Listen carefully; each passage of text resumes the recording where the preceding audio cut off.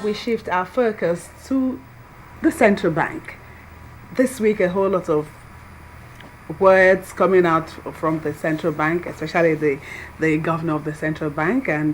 But while that is going on, the fact of government monetary policies is still hitting hard on Nigerians, household and businesses, not with the inflation, interest rates, and issues like that, ATM deductions and all of that. People still have concerns, so we'll be talking all about this now. We have in the studio the Director of Communications, Central Bank of Nigeria, Mr. Ugo Okorafor. Thank you for coming. Thank you. Always a pleasure to be here.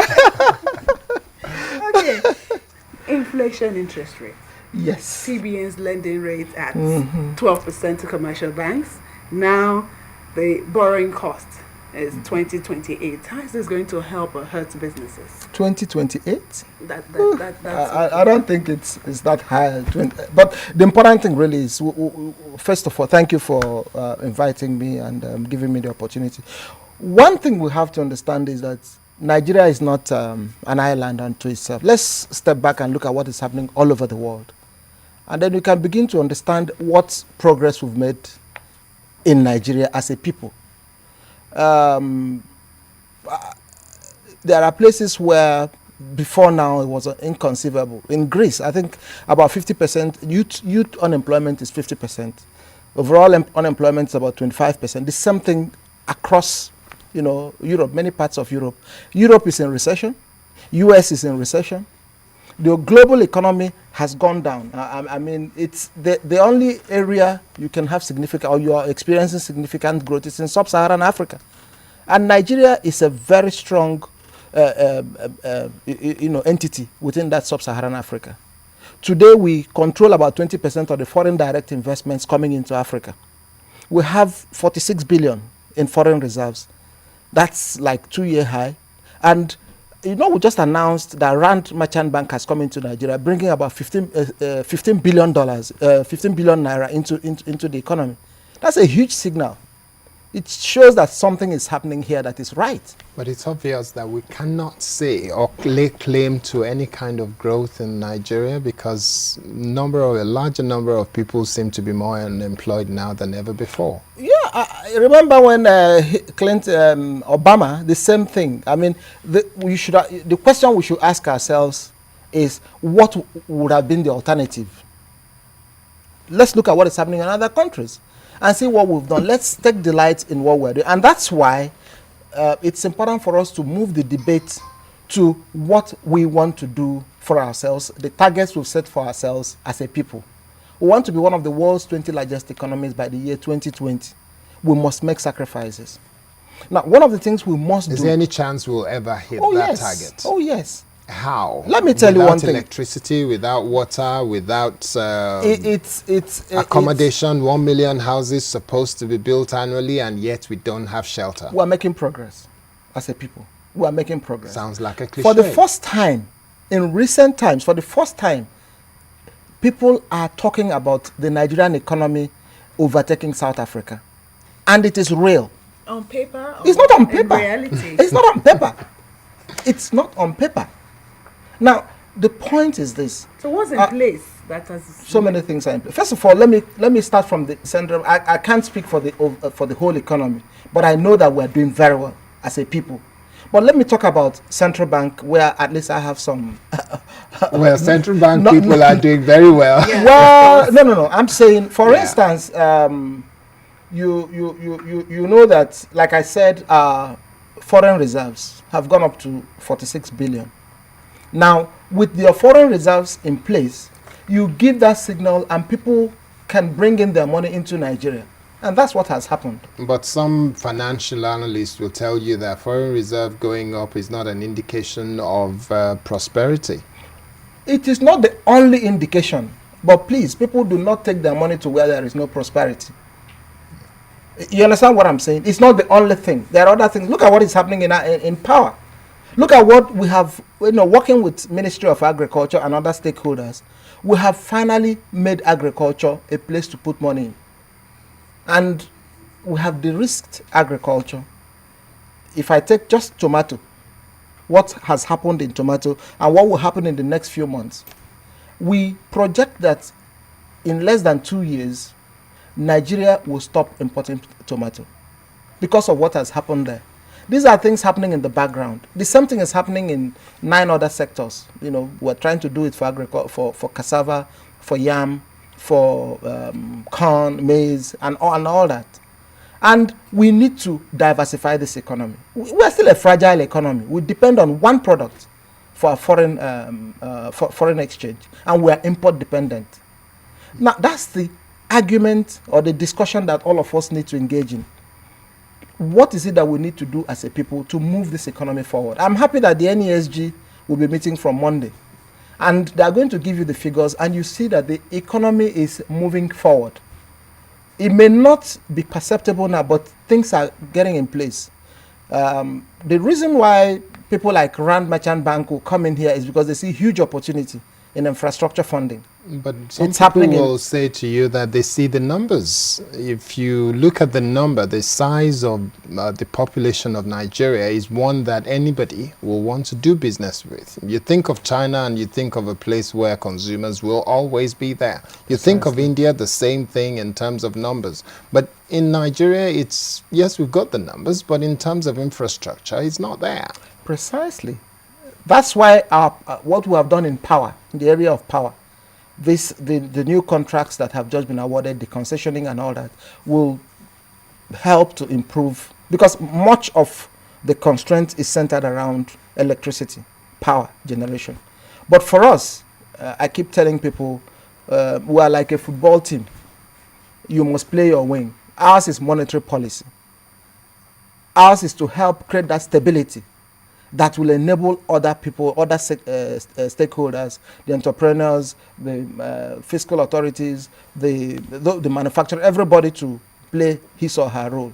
And that's what we've done over these 2-3 years that Governor Sanusi has been... So when you look at that, and some analysts are saying to you that what the governor has just said recently, in terms of, yes, you are there to monitor monetary policy and to create it, but at the same time, you look at the inflation rate, and the governor seemed to be saying, or seemed to have been heard to be saying, that the number of people, I'm trying to get the question right now. In the civil service. In the civil service, when you look at that. Expenditure.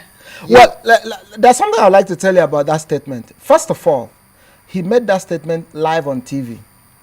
For a whole day, all those who watched it never said anything. They did? No, I'm saying, I'm coming. It was on Twitter. I'm coming. Everybody. I'm coming, I'm telling you. The reactions to what he said started after the press statements the day after. And he warned. That I know that what I'm saying here will be taken out of context. Now, let me tell you what I've done. Even for your station, just this morning, we've delivered that tape. I hope you have a chance to run it today. I want Nigerians to listen to him and look at the debates, the critical debate that he was contributing to. He was contributing to the fact that we will need to free up resources for capital projects and not to spend what we have on just overheads. That is the debate. And for me, that is what we need to look at. And that's what he was saying. That we have a situation in which state governments, federal governments, public sector, 70% or more of our overhead, of our expenses go into overheads. You have just less than 30% going into capital projects. How are you going to create jobs? Would it be right then to say that, yes, 70% of our expenditure go into recurrence, and at the same time we should allow inflation to continue because we're not going to do anything about it until that recurrence is reduced? No, Would that's that not be correct? No, that's not. Look, when you talk about inflation, headline inflation has been coming down gradually. Now, let me tell you, food inflation ought to have been much higher with flood, with all the things happening. But it's been stable and just inching up slightly, even with what has happened, with about 24 states affected by flood. Something is happening somewhere. We are trying to create a situation in which people can come. Now, let me tell you, you cannot create what you call investable funds if the interest rate is less than the inflation rate. Okay, just a quick break. Let's take a phone call that's just coming in. Good morning. We've got Raman calling in from Surulere. Good morning, Raman. Good morning. Good morning, my brother. You know, the problem Nigeria has is more of the press. And unfortunately, they are being given the most sensitive responsibility of directing the opinion of the masses. If we agree that the system is corrupt and Nigerians are corrupt, you will also agree that those who make up the body of press also have those who are corrupt among them. They are always seen as above board, criticizing others, saying the way things are not properly being done, who is right, who is wrong, who should be crucified, forgetting that they are also drawn for the masses of Nigeria. I watched Sanusi that day from the beginning of his speech to the end. And when we now want to demonize somebody who will take a statement, not even quoting it out of context, turn this upside down, and be making issues from it. You and I know very sincerely, between God and man, having our conscience as our guide, that except current expenditures is reduced, we will not have enough money to put it to capital. That is exactly what the man said that day. You knew, this nation media also knew that we ought to always represent what somebody says at any given time, so that when he could be held on to that to apologize as a human being. They should not put the person as a demon and be criticizing him because we know anything written against him will make those headlines. Ask me, please, let us redirect ourselves and know that there should be a restraint in whatever we do. Nigeria all belongs to us. Okay. If people are afraid of saying the truth, how are we going to move forward?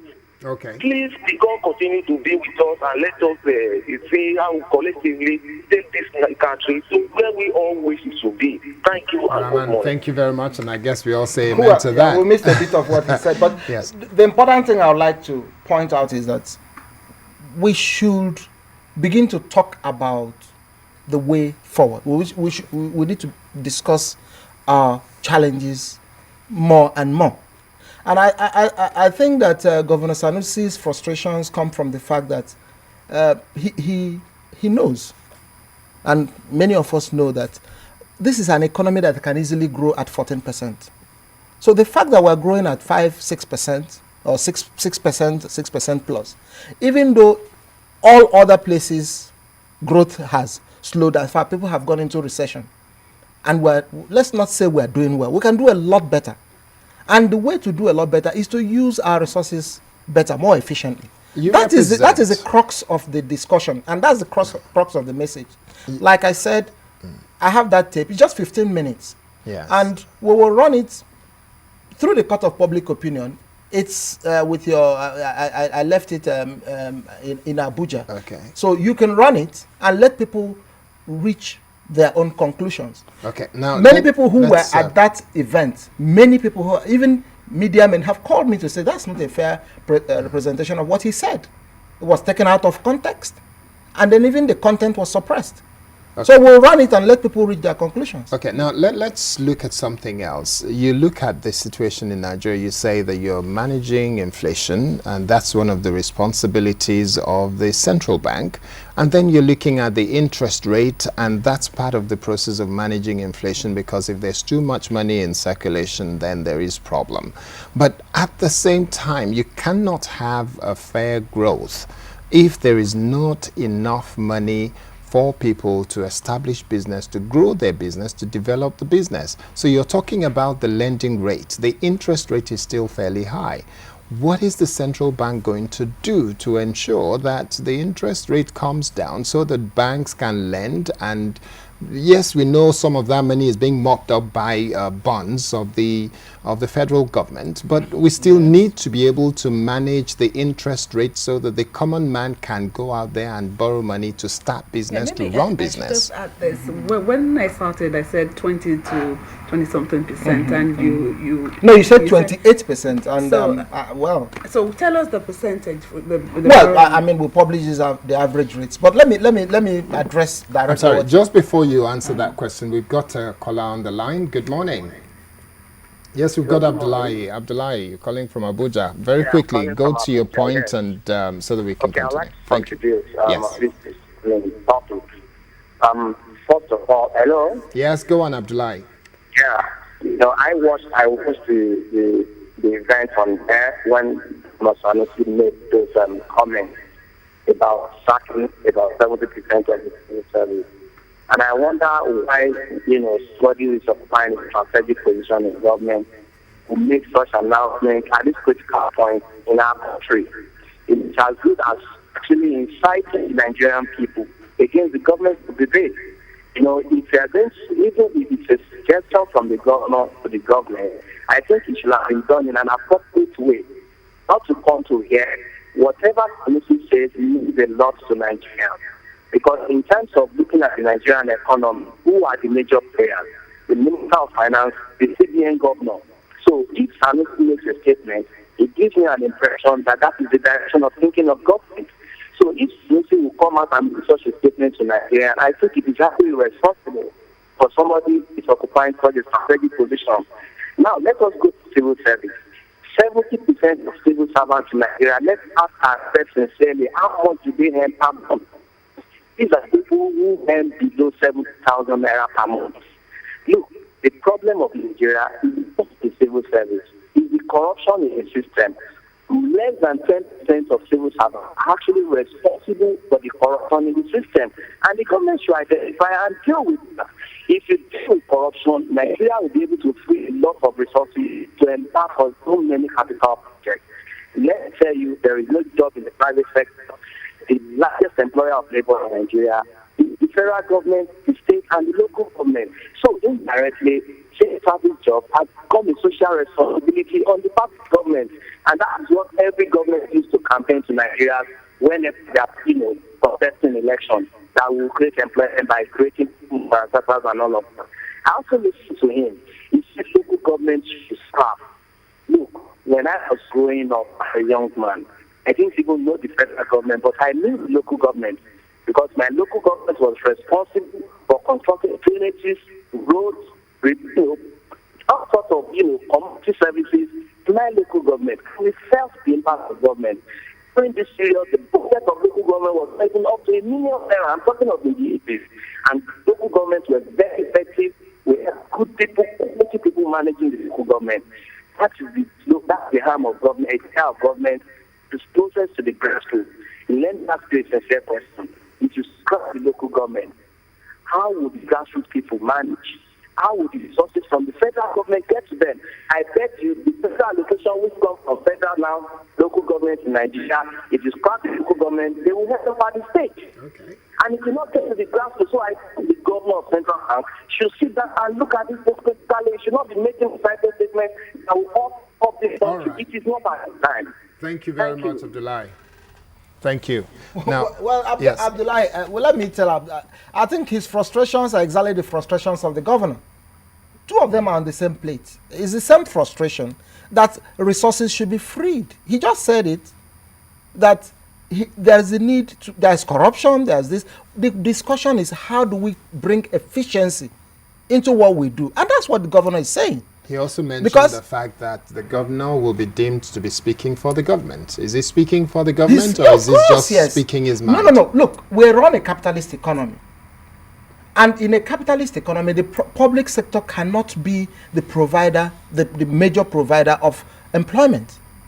You must give, access to the private sector. In fact, what government should do is give that ambience, the support, and that environment for the private sector to be unleashed.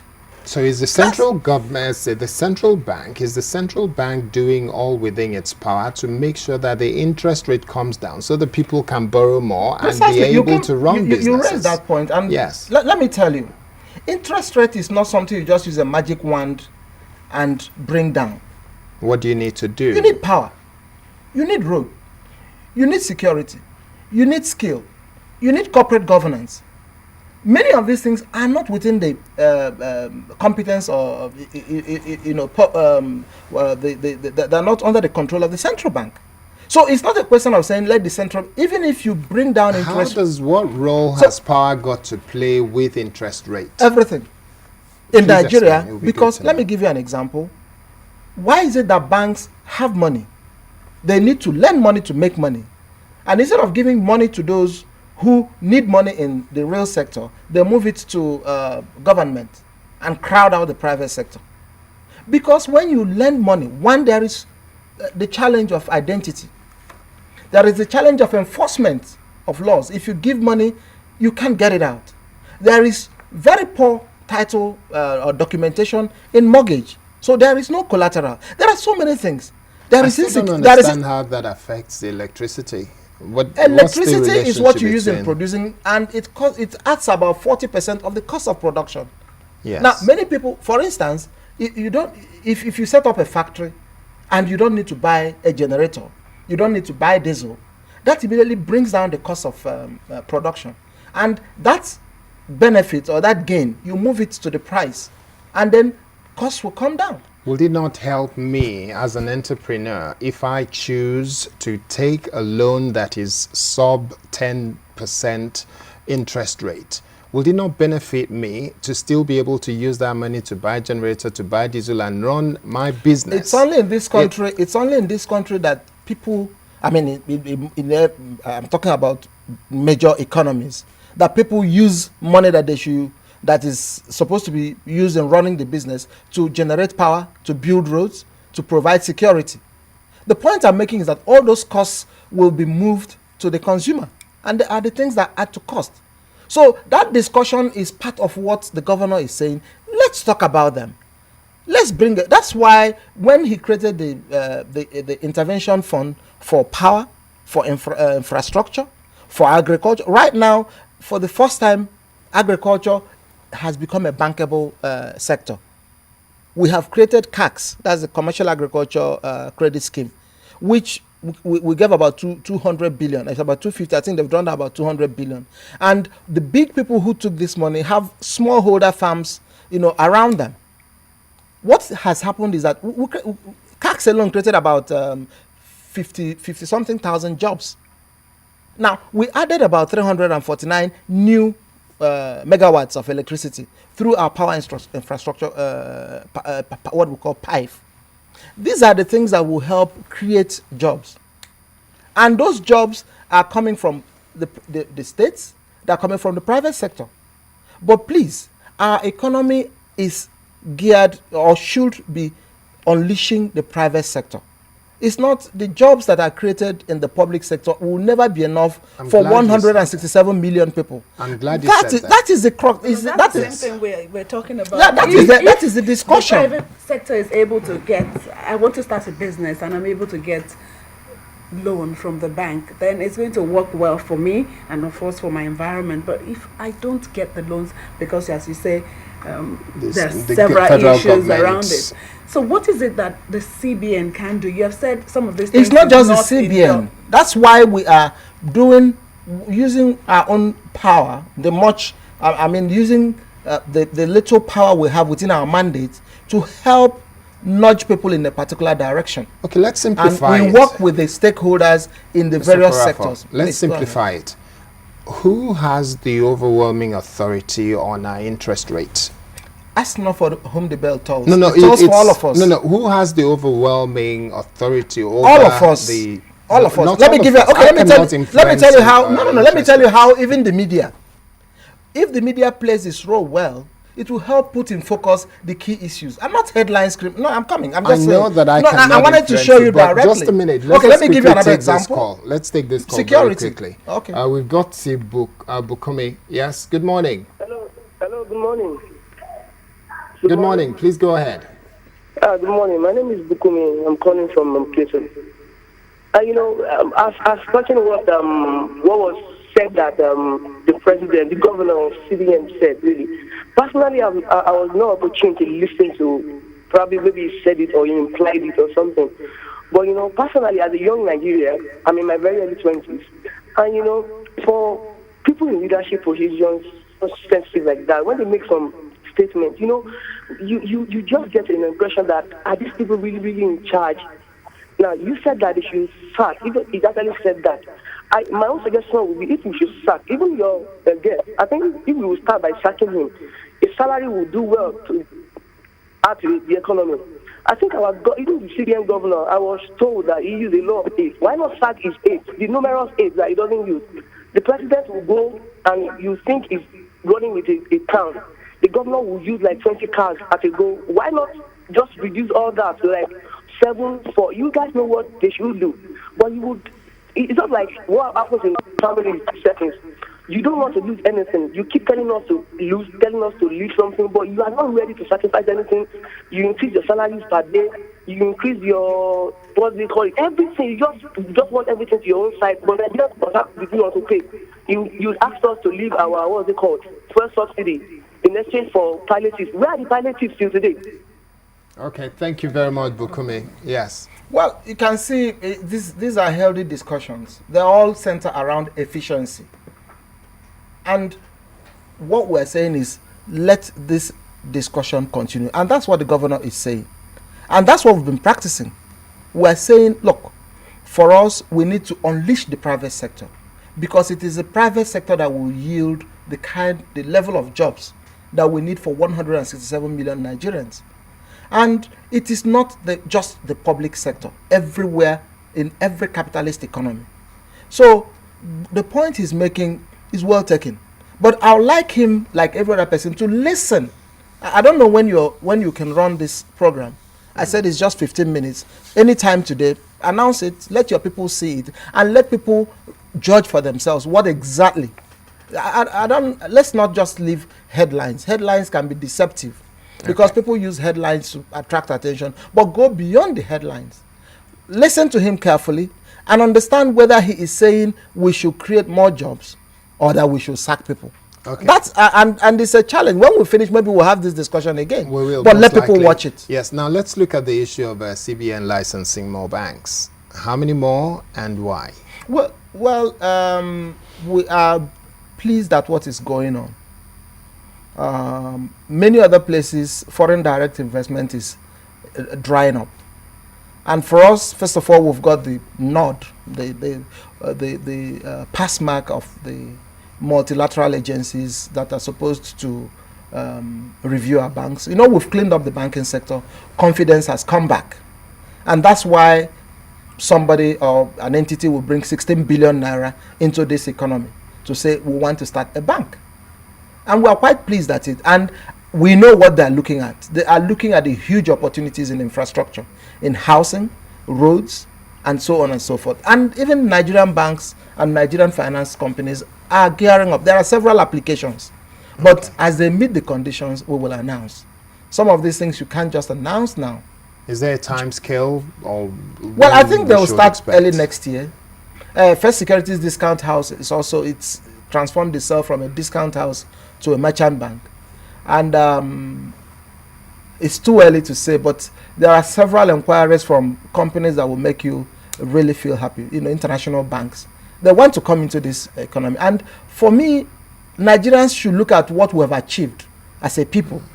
That despite all the challenges all over the world and the things that we have here with Boko Haram, with flooding, with power, with shortage of housing, we have about 17 or 18 million naira housing, million units housing deficit. People are still flooding here. Like I said, we are now responsible for 20% of foreign direct investments coming into Africa. So I think the future is bright. And for us, as they come in here, we would like to see them help us as partners unleash the power that will create jobs in the private sector. And that's our dream. Okay, while the CBN is seeing the brighter future, you know, in these issues, people still have concerns about the ATMs. Recently, there was the announcement that the 100% 100 naira okay. ATM charges. Yeah. And I have used my ATM, and before the money comes out, they still ask me the question, and I still say yes, because I need to take my money, and it's still going on. Well, I would like to say that it was a decision taken by the bankers committee. It was the banks that had a meeting with the CBN and said, look, we would like to take off this 100 naira. It wasn't a directive from the CBN. It wasn't like a circular. It wasn't CBN directing them. They said, look, we would like our customers to have the benefits of their transactions less than 100 naira. And they decided to announce it. Now, I'll imagine that having announced it, there are challenges with, there could be, initial challenges with software, with authorization and all that. I think it's something that will just take a few, in a very short time, it will to take off. If it were directed from us, we would have given a cutoff date. But we're working with them, we're encouraging them to stick by what they have agreed on, and they're going to do that very soon, I have no doubt whatsoever. But our job is to ensure that we continue to create that ambience and that, the environment that will make the cost of transactions come down and the overall cost of doing business to be, because we want to be one of the world's 20 largest economies. And the CBN and the other regulatory authorities in the financial sector want to create a financial system that can support one of the world's 20 largest economies. Okay. Like I said, Yes. let your viewers watch what the governor has said. Okay. And after that, we can have this discussion again. And you tell them, Okay. tell them when you're going to Thank you very that, much. We'll look Thank you into so that. much. Yeah.